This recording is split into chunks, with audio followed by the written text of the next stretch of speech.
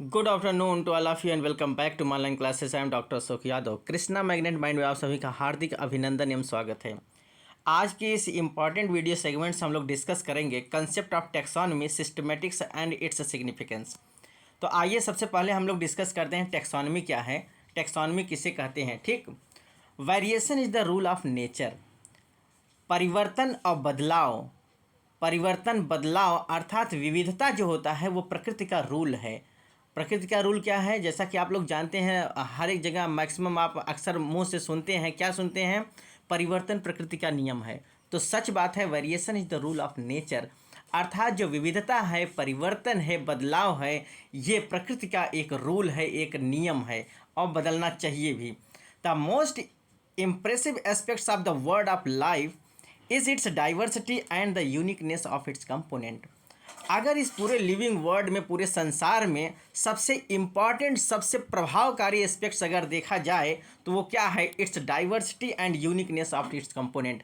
अगर आप अपने निगाह को, अपने आँखों को बहुत दूर तक ले जाकर देखिए, जितना दूर आपकी दृष्टि जा रही हो, तो इस पूरे बायोलॉजिकल वर्ल्ड में आपको बहुत सारा वेरिएशन दिखाई देगा, विविधता ही विविधता दिखाई देगा। कहीं भी आपको बिल्कुल सिमिलरिटीज़ नहीं दिखेगी। नेचर के हाथ में बहुत बड़ा चीज़ है। तो नेचर इस पूरे बायोलॉजिकल वर्ल्ड में बहुत सारा बायोडाइवर्सिटी भर दिया, बहुत सारा जैव विविधता भर दिया है, बहुत ज़्यादा डाइवर्सिटी भर दिया है, बहुत ज़्यादा यूनिकनेस भर दिया है। तो अगर हम इस पूरे बायोलॉजिकल वर्ल्ड में सबसे इम्प्रेसिव एस्पेक्ट्स को देखेंगे तो वो क्या है, diversity and the uniqueness of its component. तो उसके कंपोनेंट में बहुत सारा बदलाव, बहुत सारा वेरिएशन, बहुत सारा यूनिकनेस, नयापन देखने को मिल रहा है। तो इस पूरे संसार में प्रतिदिन पल पल कोई नया चीज़ हो रहा है। तो इस संसार, इस प्रकृति का ये नेचर है कि यूनिकनेस दिखना चाहिए, नया बदलाव दिखना चाहिए। No two sexually reproducing populations are the same, nor the any two population species or higher taxa। अगर इस पूरी यूनिवर्स में हम देखें तो सेक्सुअली रिप्रोड्यूस करने वाला कोई भी ऑर्गेनिज्म बिल्कुल सिमिलर नहीं है, बिल्कुल डिक्टो कॉपी नहीं है। यहाँ तक कि एक माता पिता से पैदा होने वाला जो संतान है वो भी अपने पिता माता जैसा यूनिक नहीं है, एकदम बिल्कुल आइडेंटिकल नहीं है, एकदम बिल्कुल सिमिलर नहीं है। कुछ न कुछ डाइवर्सिटी उसमें है, कुछ न कुछ विविधता उसमें देखने को मिलता है, और यही विविधता तो उसका पहचान है। इस पूरे यूनिवर्स में अगर किसी ऑर्गेनिज्म का, किसी भी बच्चे के या किसी का भी अगर कोई पहचान है तो उसका यूनिकनेस है, उसका नयापन है, उसका वेरिएशंस है, उसका विविधता है, उसका डाइवर्सिटी है। तो कुछ न कुछ डाइवर्सिटी नेचर ने हर एक ऑर्गेनिज्म को दे दिया है और वही उसका अस्तित्व है, वही उसका पहचान है ना। तो कह रहा है कि कोई सेक्सुअली रिप्रोड्यूस करने वाला कोई भी ऑर्गेनिज्म बिल्कुल सेम नहीं है, चाहे वो पॉपुलेशन हो, चाहे वो स्पीसीज हो, चाहे वो कोई हायर टेक्सा का ऑर्गेनिज्म हो, कोई भी बिल्कुल सिमिलर नहीं है। अगर वो सेक्सुअली रिप्रोड्यूस होता है तो, अगर वो सेक्सुअल रिप्रोडक्शन द्वारा पैदा हुआ कोई प्रोजेनी है, कोई ऑर्गेनिज्म है, तो बिल्कुल सेम नहीं हो सकता। यहाँ तक कि दो भाई बहन, जो सगे भाई बहन होते हैं, वो भी बिल्कुल आइडेंटिकल नहीं होते, बिल्कुल एक जैसा नहीं होते हैं। कुछ न कुछ वेरिएशन, कुछ न कुछ डाइवर्सिटी देखने को मिलता है। About more than 1 million species of animals and 500 million of the plant have already been described। अगर हम देखें तो इस पूरे बायोलॉजिकल वर्ल्ड में लगभग 1 मिलियन एनिमल के स्पीसीज और लगभग 500 मिलियन प्लांट के स्पीसीज को हम लोग ऑलरेडी डिस्क्राइब कर चुके हैं, अच्छे से जान गए हैं, पहचान गए हैं, उनके विषय में हम लोग लिख पढ़ चुके हैं, क्लासीफाई कर चुके हैं। And the number of the still understanding living species range from 3 to 10 million। लेकिन इसके बाद भी, अब भी लगभग हम कह रहे हैं कि 1 मिलियन एनिमल्स और 500 मिलियन प्लांट के विषय में हम लोगों ने अच्छे से एस्टिमेट कर लिए हैं, अच्छे से डिस्क्राइब कर लिए हैं। इसके बावजूद भी लगभग अभी 3 मिलियन से लेकर 10 मिलियन ऐसी स्पीसीज हैं जिनके विषय में हम लोग डिस्क्राइब नहीं किए हैं, अर्थात वो अनडिस्क्राइब्ड हैं। अर्थात कुल मिलाकर हम कहें कि नेचर ने इस पूरे बायोलॉजिकल वर्ल्ड में इतना ज़्यादा वेरिएशन भर दिया है कि हम लोग अभी बहुत पीछे हैं उनको आइडेंटिफाई करने में, उनको पहचानने में, उनको क्लासीफाई करने में अभी हम लोग बहुत पीछे चल रहे हैं। लगभग 3 मिलियन से लेकर 10 मिलियन स्पीसीज ऐसे हैं जिनको अभी हम लोगों ने डिस्क्राइब नहीं किया है। फर्दर मोर ईच स्पीसीज में exist in number different numerous different form like sexes, age, seasonal forms and morphs etcetera.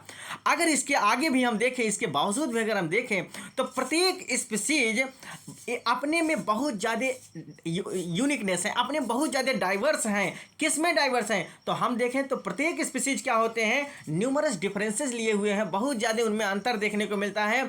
और वो अंतर किस रूप में देखने को मिलता है? सेक्सेस के रूप में, एज के रूप में, सीजनल फॉर्म्स के रूप में, मॉर्फोलॉजी के रूप में। अगर हम देखें तो सभी स्पीसीज के सेक्सेस अलग अलग हैं, सबका एज ग्रुप अलग है, अर्थात लाइफ स्पैन अलग है। कोई 10 साल जीता है, कोई 20 साल जीता है, कोई और ज़्यादा जीता है, कोई 1 हफ्ते जीता, कोई 2 दिन, 4 दिन। इस प्रकार से इस पूरे बायोलॉजिकल वर्ल्ड में नेचर ने बहुत सारे क्रिएशन ऐसा किया है, ऐसा ज़्यादा सृष्टि का निर्माण किया है, इतना ज़्यादा सृजन किया है कि सबका लाइफ स्पान अलग अलग है, सबका सीजनल फॉर्म्स अलग है, सब अलग अलग हैबिटेट में रहते हैं, अलग अलग मौसम में सर्वाइव करते हैं। साथ ही साथ सबकी मॉर्फोलॉजी अलग है, उनकी बनावट अलग है, उनके स्ट्रक्चर अलग है, उनकी क्रियाविधि अलग है।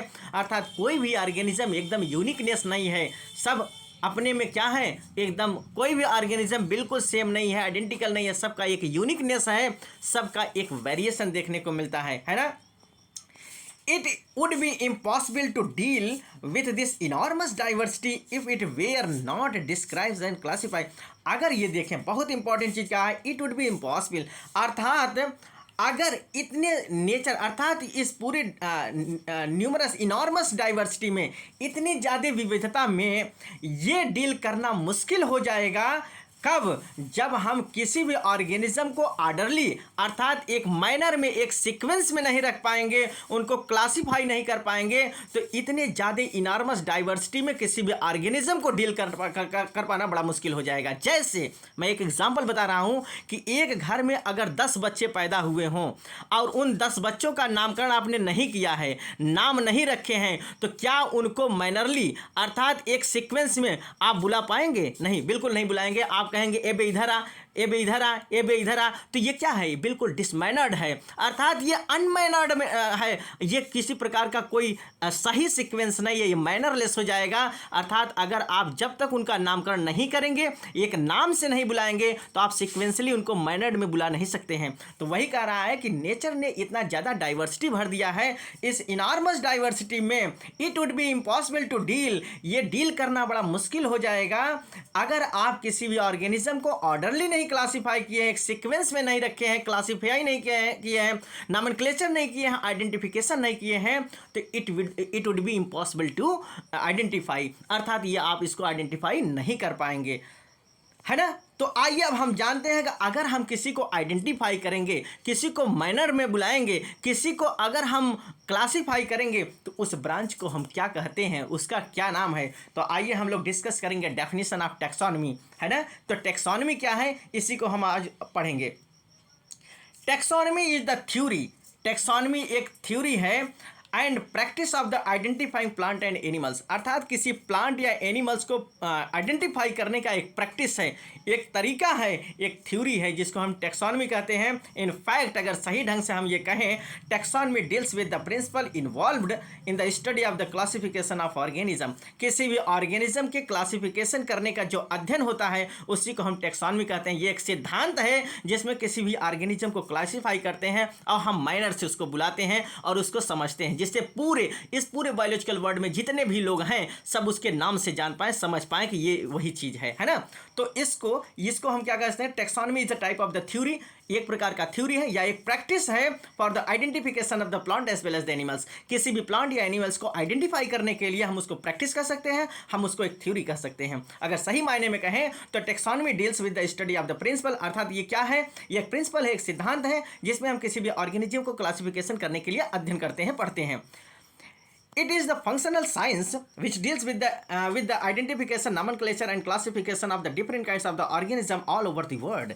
अगर हम ये सही ढंग से कहें, अगर इसको हम क्लासिफिकेशन के पॉइंट ऑफ व्यू से बात करें, तो taxonomy is the branch of the biology which deals with the study of the identification, nomenclature as well as the classification of the different kinds of the organism in all over the world। इस पूरे संसार में जितने भी organism हैं उनको सही ढंग से आइडेंटिफाई करना, पहचानना, उनका नामकरण करना, नॉमेनक्लेचर करना और उनको क्लासिफाई करने का जो अध्ययन होता है उसी को हम टेक्सोनमी कहते हैं। आप इसको बहुत अच्छे से लिख लेंगे। आपका डेफिनेशन यही बनता है कि it is the branch of the biology which deals with the study of the classification, identification, nomenclature as well as the classification of different kinds of the organism all over the world. पूरे संसार में जितने भी organism है सबको अच्छे ढंग से आइडेंटिफाई करना, पहचानना, उनका नॉमेनक्लेचर करना और उनको क्लासिफिकेशन करना, इन सब के सामूहिक अध्ययन को ही हम टेक्सोनमी कहते हैं, है ना।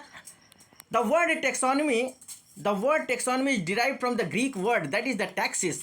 जो टेक्सोनमी शब्द है बच्चों, ये दो शब्द से लिया गया है, दो ग्रीक भाषा के दो शब्दों से लिया गया है। पहला है टैक्सिस विच मीन्स अरेंजमेंट, पहला है taxis which means arrangement, and nomos equal to law, that is the law of the arrangement of the different kinds of the plant as well as the animals. अर्थात different प्रकार के diversified जितने भी plant और animals हैं उनको एक rule के आधार पर, एक लॉ के आधार पर अरेंजमेंट करने का जो ब्रांच है उसी को हम टेक्सोनमी कहते हैं।